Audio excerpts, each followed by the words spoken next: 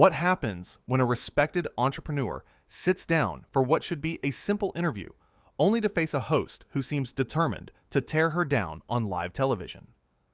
In just 35 seconds, Lorraine Kelly went from smiling presenter to a woman whose own words would unravel everything she'd built, live in front of millions. Dr. Sara Al Madani walked onto the set that morning with nothing but good intentions. She was there to talk about her business journey, her achievements, and the work she'd been doing to empower women in the Middle East. The studio lights were bright, the audience was ready, and Lorraine Kelly sat across from her with that famous smile plastered across her face.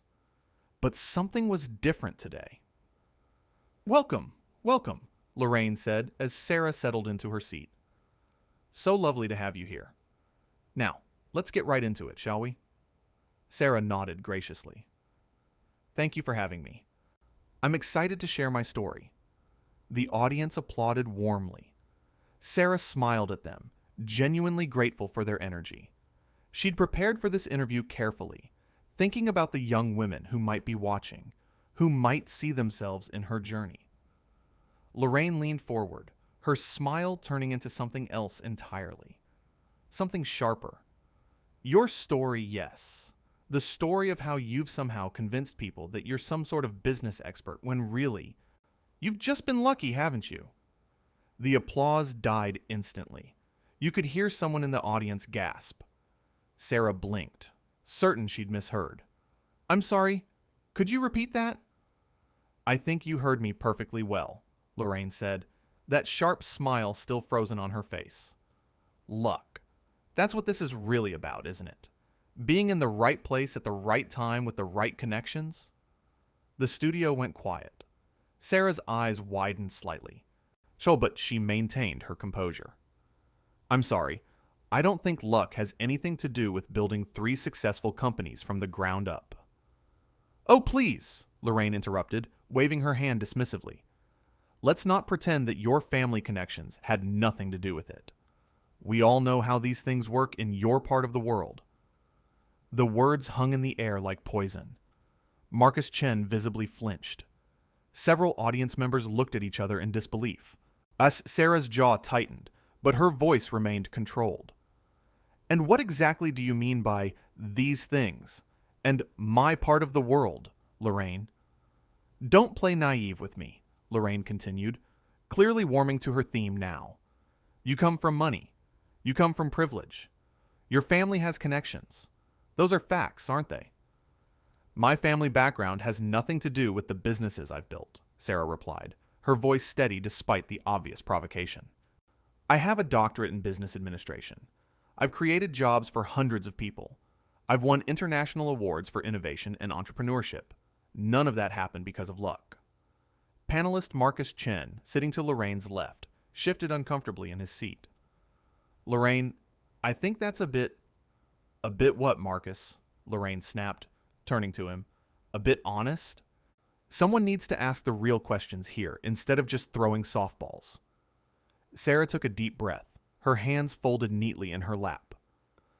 "Lorraine, I understand you might have some preconceptions, but I'd appreciate it if you'd let me actually speak about my work, rather than making assumptions about how I achieved it." "Assumptions?" Lorraine laughed, and it wasn't a pleasant sound. It was sharp, mocking, designed to belittle. "I've done my research, darling. Or should I say, my team has done the research. You want to sit here and tell everyone watching that you did this all by yourself? That you didn't have doors open for you that stay closed for everyone else?" "Lorraine, this is completely inappropriate," Marcus interjected, his voice firm. "Dr. Al Madani is here as your guest. And as my guest, she should expect to answer real questions," Lorraine shot back. "Not just the puff pieces she's used to getting." Sara took another breath, visibly centering herself. "If you want to ask about my business journey, I'm happy to discuss it. But what you're doing isn't asking questions. You're making accusations based on prejudice, not facts." "Prejudice," Lorraine repeated, her voice dripping with sarcasm. "There it is. I was wondering how long it would take before you played that card." Another panelist, Jenny Sullivan, a journalist known for her measured takes, leaned forward. With respect, Lorraine, Doctor. Al Madani has a doctorate in business administration and has been recognized internationally for her entrepreneurial work. I think you should let me host my own show, Jenny. Lorraine cut her off, her voice rising. I've been doing this for decades. I know how to interview someone. Sarah's voice remained calm, but there was steel underneath it now. Then perhaps you should try interviewing me instead of attacking me. I came here in good faith to have a conversation. Mas, not to be ambushed. Ambushed, Lorraine repeated, shaking her head with mock sympathy. You people always play the victim, don't you? Someone asks you a difficult question, and suddenly it's an ambush. It's an attack. Maybe if you actually had something substantial to say, instead of these rehearsed talking points about empowerment and success. Excuse me, Sara interrupted, her voice cutting through Lorraine's rant. You just said you people. I'd like you to clarify exactly what you mean by that. The studio went even quieter, if that was possible. The camera operators exchanged glances.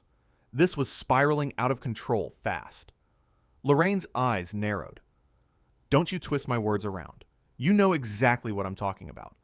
I'm talking about people who come on television with their polished images and their corporate speak. He's selling dreams that aren't real. That's not what you said, Marcus pointed out, his voice tight with barely controlled anger. You said you people, and given the context of this entire conversation, I think we all know what that implies. I don't need you to interpret my words for me, Marcus, Lorraine snapped at him. I'm perfectly capable of speaking for myself. You people? Sarah's voice was quiet, but it cut through the studio like a knife. Every single person in that room felt the weight of those two words. What exactly do you mean by that, Lorraine? Please, enlighten all of us. The audience was completely silent now. Even the camera operators seemed frozen in place.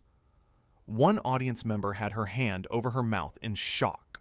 Lorraine's face flushed red, splotches of color appearing on her neck and cheeks.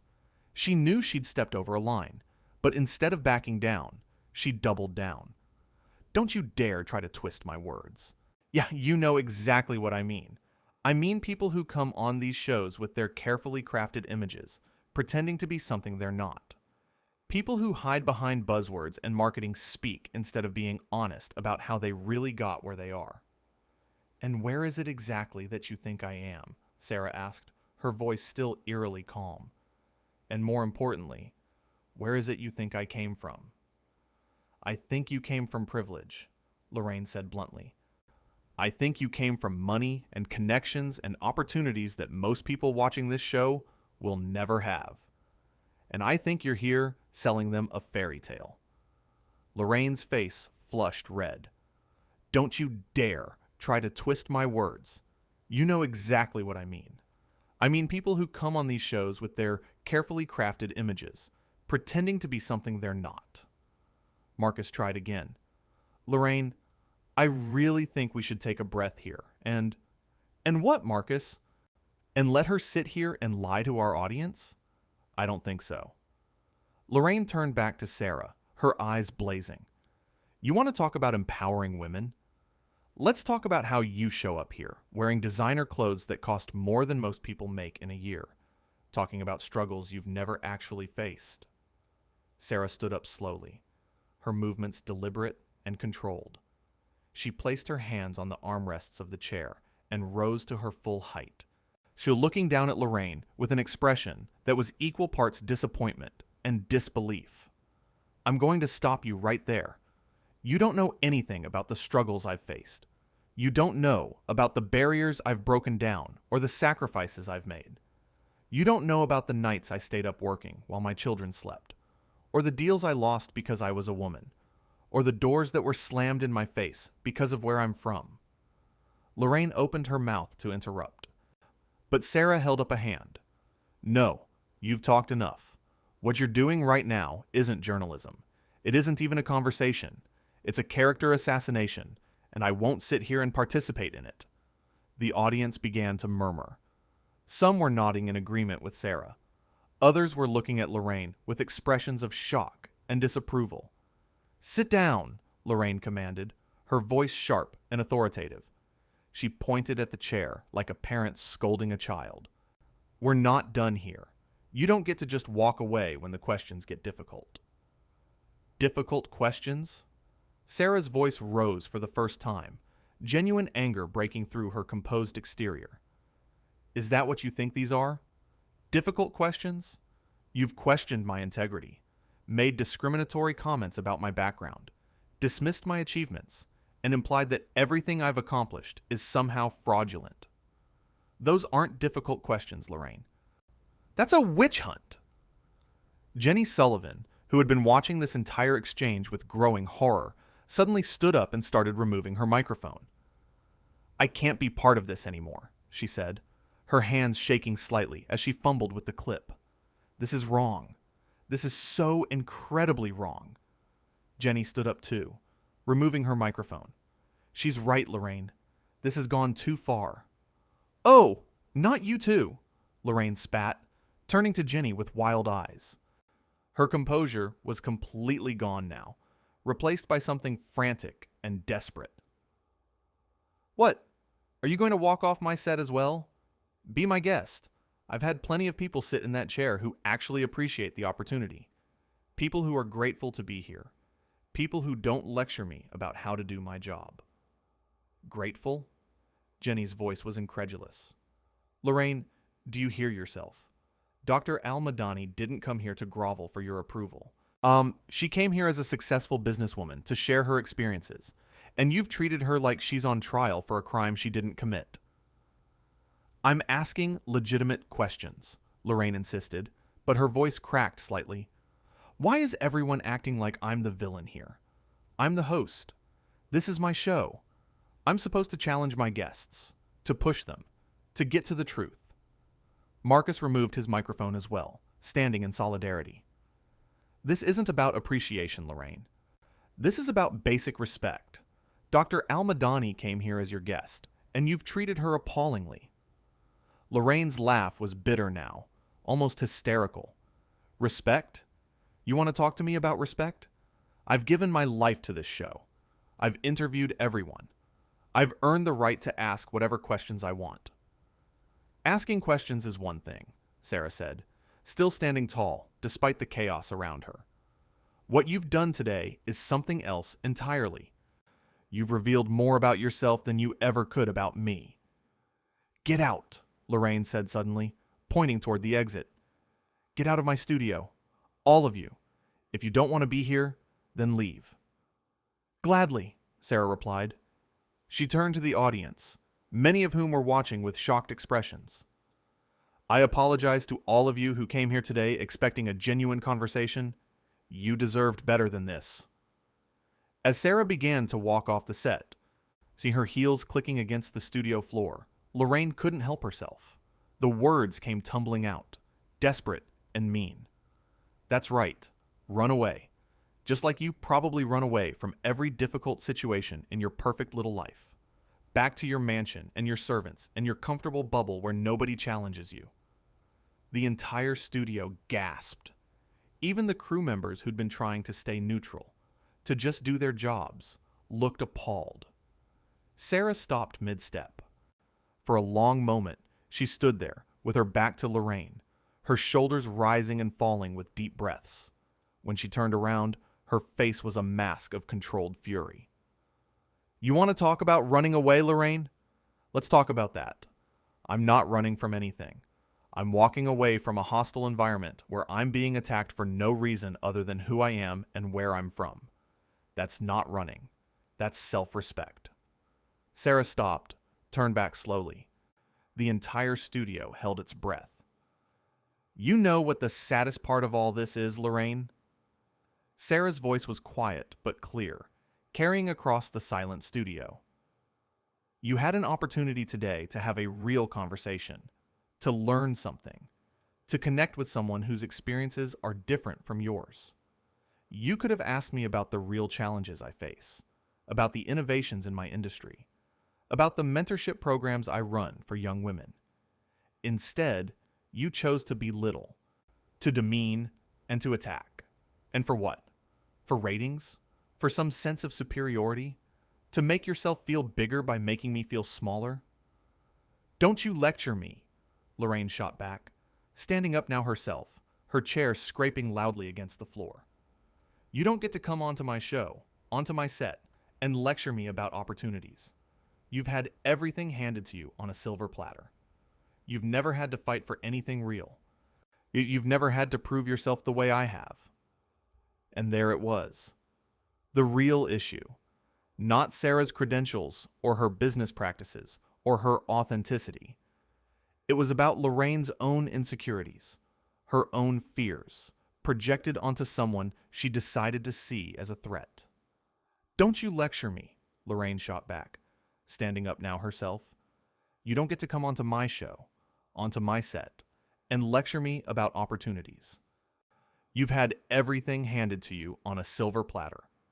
You have no idea what you're talking about, Sara replied, her composure finally showing real cracks. Tears threatened at the corners of her eyes, but she refused to let them fall. Not here. Not now. Not in front of this woman. You know nothing about me, about my life, about what I've built or how I built it. You made up your mind about who I was before I even walked through that door. You saw my name, my background, and you decided I was the enemy. Well, I'm not your enemy, Lorraine. I'm just someone who refused to let your prejudice define me. Jenny, still standing with her microphone in hand, spoke up. Lorraine, I've worked with you for 3 years, and I've never seen you behave like this. What's going on? What's going on, Lorraine said, her voice dripping with sarcasm, is that I'm tired of pretending. I'm tired of sitting here and nodding along while people who've never struggled a day in their lives tell the rest of us how hard they've worked. You're tired of pretending? Sara's voice rose for the first time. You're tired? You sit here in your comfortable studio with your successful show, making assumptions about people you've never met, and you're tired? Marcus stepped between them. Ladies, please, this isn't helping anyone. Stay out of this, Marcus, Lorraine warned. Weiss, this is between me and her. No, it's not, Marcus replied firmly. This is happening on live television in front of an audience and millions of viewers at home. This stopped being between just the two of you the moment you started making discriminatory comments. Lorraine's face went pale, then red again. Discriminatory? How dare you? I've been a champion for equality my entire career. Then act like it, Jenny said quietly. Because right now, you're not championing anything except your own ego. The producer's voice crackled through someone's earpiece, audible in the tense silence. We need to go to commercial. Now. But Lorraine wasn't done. You all think you're so much better than me, don't you? You, with your modern sensibilities and your political correctness. Well, let me tell you something. I've been in this industry longer than any of you. I've earned the right to speak my mind. Speaking your mind and being cruel are not the same thing, Sara said, and earning a platform doesn't give you the right to abuse it. Abuse it? Lorraine's voice reached a new pitch. I'm trying to hold you accountable. Someone has to ask the hard questions. Someone has to push back against this carefully constructed image you're selling. What image, Lorraine? Sara asked, her arms spread wide. What exactly do you think I'm selling? Unsuccess? Hard work? The idea that women from my part of the world can achieve things? Is that what threatens you so much? Nothing about you threatens me, Lorraine snapped back. Don't flatter yourself. Then why are you acting like this? Sara's voice was genuinely curious now, cutting through the anger. Why did you invite me here if you had no intention of having an actual conversation? Lorraine opened her mouth, closed it, opened it again. For the first time since the interview started, she seemed at a loss for words. The stage manager was frantically signaling from behind the cameras. The audience members were looking at each other, unsure whether to stay or go. Some were already getting up, heading for the exits. You know what I think, Sara continued, her voice softer now, but no less powerful. I think you're scared. I think you see the world changing around you. And instead of changing with it, you're lashing out. But you're attacking people who represent that change because it's easier than evolving. How dare you psychoanalyze me, Lorraine said, but her voice had lost some of its edge. You don't know me. You're right, I don't, Sara agreed. Just like you don't know me. But at least I'm willing to admit it. Marcus sat back down heavily, watching the exchange like a tennis match. Jenny remained standing, her arms crossed, protective. This is my show, Lorraine said, and suddenly she sounded tired, defeated. This is my show, and I'll run it however I see fit. Then run it without me, Sara said simply. She picked up her purse from beside the chair, straightened her jacket. I hope you find whatever it is you're looking for, Lorraine. I really do. But you won't find it by tearing other people down. Wait, Lorraine said suddenly, and there was something different in her voice now. Something almost desperate. You can't just leave. We're in the middle of an interview. No, we're not, Sara corrected gently. We stopped being in an interview about 10 minutes ago. Now we're just two people who clearly have nothing productive to say to each other. The producer's voice came through again, louder this time. Cut to commercial. Cut to commercial now. But the cameras were still rolling. The red lights were still on. Someone had decided that this was too important to cut away from, too real to hide. You're making a mistake, Lorraine said, but she wasn't looking at Sara anymore. She was looking at the cameras, at the audience, at the wreckage of what was supposed to be a routine interview. You're all making a terrible mistake. The only mistake made here today was yours, Jenny said quietly, and I think you know that. Sara adjusted the strap of her purse on her shoulder, took one last look at Lorraine. I came here today excited to share my story. I left my family. They rearranged my entire schedule, flew across the world for this opportunity, and you threw it away because you couldn't see past your own prejudices. I feel sorry for you, Lorraine. I really do. Don't, Lorraine said sharply. Don't you dare feel sorry for me. I don't need your pity. It's not pity, Sara replied. It's genuine sadness. Sadness that someone with your platform, with your influence, chooses to use it like this. Marcus stood up again, moved toward Sara. I'll walk you out. Me too, Jenny added. Oh, perfect, Lorraine said, her voice rising again. Everyone leave. Abandon ship. See if I care. I've done this show by myself before. I can do it again. But as the three of them began walking toward the exit, something in Lorraine seemed to break. Please, she said, and the word came out small, almost childlike. Please don't go. We can start over.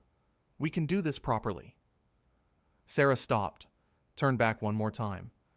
For a moment, it looked like she might reconsider, but then she shook her head. No, Lorraine, we can't. Because starting over would require you to actually see me as a person, not as whatever stereotype you've built up in your mind. And I don't think you're capable of that right now. The silence that followed was deafening. Lorraine sank back into her chair, and for the first time, she looked old. Tired. The studio lights seemed harsh now, unforgiving. I've interviewed hundreds of people, she said to no one in particular. Thousands. Politicians, celebrities, royalty. There's a first time for everything, Marcus said quietly. The question is what you do with it. Are you leaving too? Lorraine asked, looking up at him. I think that depends on you, Marcus replied. Are you going to continue down this path, ad Sancho, or are you going to take a moment to reflect on what just happened here? Lorraine didn't answer. She just stared at the empty chair across from her, the chair where Sara had been sitting just minutes ago. Sara, Marcus, and Jenny were at the studio door now. The audience was completely silent, watching this surreal moment unfold. Lorraine, the producer's voice came through again. We need to make a decision. We can't stay in limbo like this. But Lorraine wasn't listening. She was somewhere else entirely, lost in her thoughts, in the reality of what she'd done. Sara pushed open the studio door, the bright hallway light spilling in. She paused for just a second, looking back at the set, at Lorraine, at the cameras that had captured every moment of this disaster. "Goodbye, Lorraine," she said simply. And then she was gone. Marcus and Jenny following close behind, leaving Lorraine alone on her own set, surrounded by shocked crew members. She confused audience members and cameras that had witnessed everything. The stage manager approached Lorraine cautiously. "What do you want to do? Should we go to commercial? Should we end the show?" Lorraine looked up at her, eyes glassy. "I don't know," she whispered. "I honestly don't know." In the hallway, Sara leaned against the wall, taking deep breaths. Marcus stood beside her, a supportive hand on her shoulder. "That was incredible," he said quietly. "Saw the way you handled yourself in there. The grace, the dignity." "I don't feel very graceful right now," Sara admitted. "I feel angry and sad and confused about what just happened." Jenny nodded. "You should feel all those things. What Lorraine did in there was inexcusable." "But why?" Sara asked, looking between them.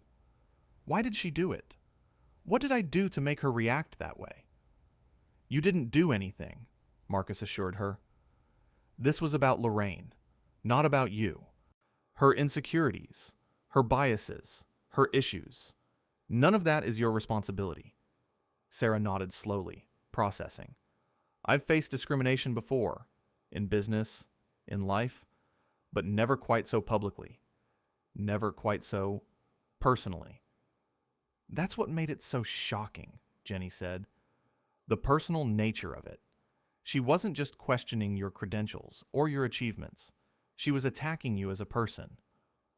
Back in the studio, Lorraine was still sitting in her chair, but the audience slowly filing out, not sure what else to do. The crew was beginning to pack up equipment, moving around her as if she were a statue. "Lorraine," the producer said, kneeling beside her chair, "we need to talk about what happens next. The phones are ringing off the hook. Social media is exploding. We need a plan." "A plan," Lorraine repeated numbly. "Yes, a plan. Do you want to address what happened? Make a statement?" Lorraine finally looked at the producer. Really looked at her. "What would I even say? How do you explain that?" "I don't know," the producer admitted, "but we need to figure it out. And soon." In the hallway, Sara's phone was buzzing constantly. Messages of support, questions from press, concern from friends and family who'd been watching live. "My team is going to want me to make a statement," she said, looking at the screen. "What do you want to do?" Marcus asked. Sara thought for a moment, then smiled sadly. "I want to go home. I want to hug my children.